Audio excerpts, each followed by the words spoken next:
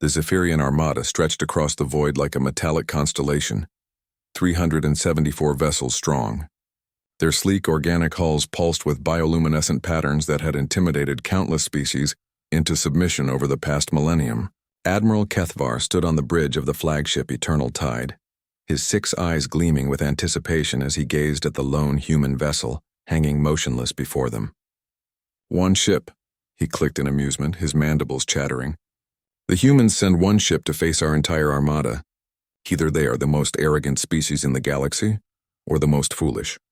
Commander Yelith, his second in command, analyzed the readings on her console.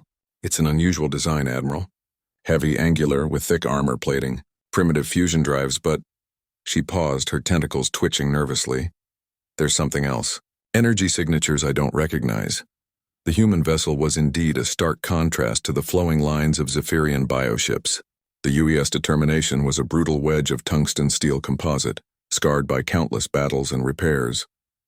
Her hull bore no decorative elements, no artistic flourishes, just the functional beauty of a weapon forged for one purpose.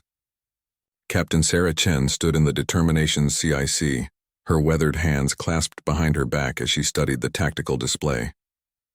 23 years of service had taught her to read between the lines of enemy formations, and what she saw made her smile grimly. They're positioning for a standard encirclement, she observed to her XO, Commander Torres. Classic Zephyrian doctrine, surround, overwhelm, and absorb the enemy's technology for the collective. Should we hail them, Captain? Torres asked, though he already knew the answer. No point. They've already made their choice by being here. Chen turned to face her crew, humans who had volunteered for what every admiral in the fleet called a suicide mission.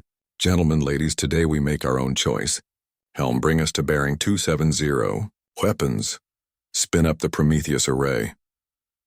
The Zephyrian fleet began their complex dance of encirclement, bioships gracefully weaving through space in patterns that had conquered star systems. Their plasma cannons began charging, creating a crescendo of energy that would soon focus into a devastating crossfire.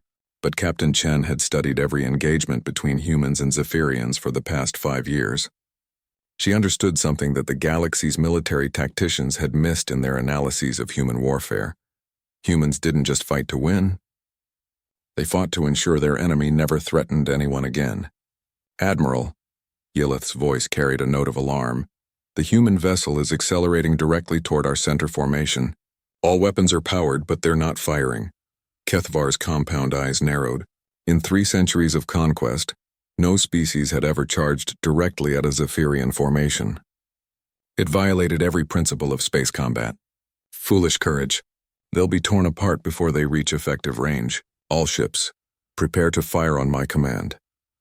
The determination surged forward, her massive engines pushing her toward the heart of the enemy fleet. Plasma bolts began to lance out from the nearest Zephyrian vessels, each one capable of vaporizing a standard cruiser. They struck the human ship's sloped armor and dissipated in brilliant flashes, leaving only scorch marks on her hull.